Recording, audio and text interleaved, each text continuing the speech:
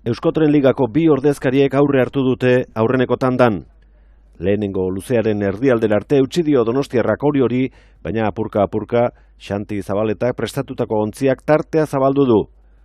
Ziabogan 3 segundo izan dira, baina bigarren luzean poparean arraunketa dotorea erakutsi du Nadet Agirrek gidatu duen traineruak, eta aldeak handitu egin dira donostiarrarekiko. Oriok amaiera ederra eman dio lanari, 10 minutu eta 33 segunduan gelditu du kronoa. Estropada eremuko marka berria, Zumaiak 2012an ezarrita zuen denbora hobetuz.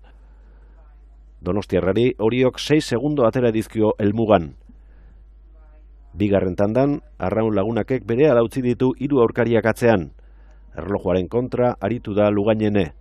Ibilbidearen erdia egiteko Oriok baino 2 segundo gehiago behar izan dituzte donostiarrek, baina gero bere aurkari zuzenen erreferentziak berdindu eta hobetu egin dituzte. Arraun Lagunakek Oriok baino segundu 1 eta 64 azkarrago bukatu du, alde hori izango du datorren igandean. Hondarribia izan da bigarren, ohorezko txandarako Euskotren Ligako 4 ordezkariak sailkatu dira.